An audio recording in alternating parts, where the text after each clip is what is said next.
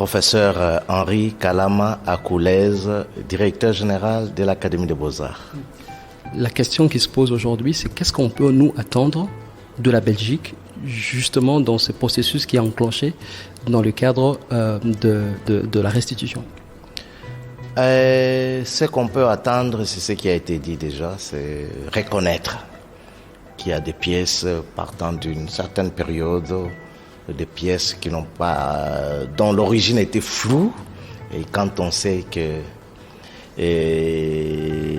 la RDC était une colonie de la Belgique, et que ce sont des pièces congolaises, c'est certainement des pièces estorquées, c'est des pièces qui appartiennent aux Congolais.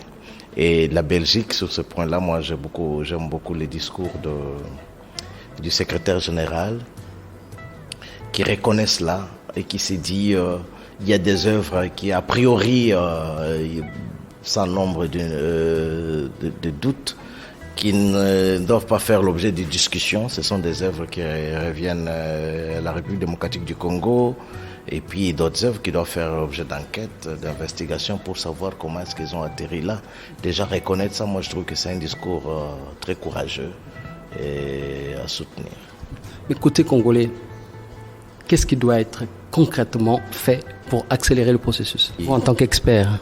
En tant qu'expert, oui. En tant qu'expert, je crois déjà, il faudra, se rassurer que le patrimoine que nous avons sur place ici, parce qu'il va devoir bouger de là où il est entreposé, que le nouveau entrepôt, ce soit un entrepôt qui répond aux normes. Okay? Et prévoir un autre endroit pour des œuvres qui vont devoir faire l'objet de cette restitution, pour ne pas parler reconstitution des collections. Moi, je trouve que ça, c'est les préliminaires. Bon, bien sûr qu'il y a déjà, parce que le discours, à un moment, il faudra arriver au moment de l'action, on va vous dire, bon, on commence par quoi?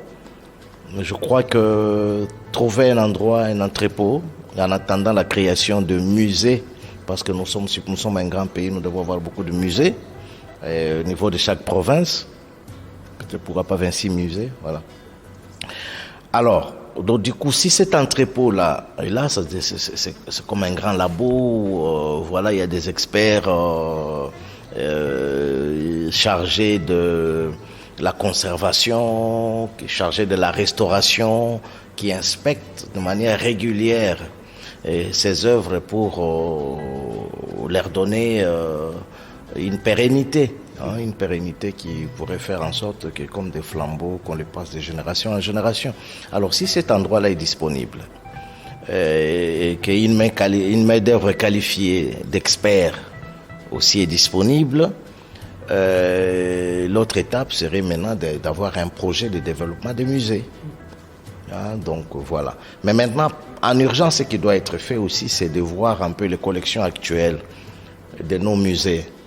Je ne pense pas qu'ils sont des collections complètes.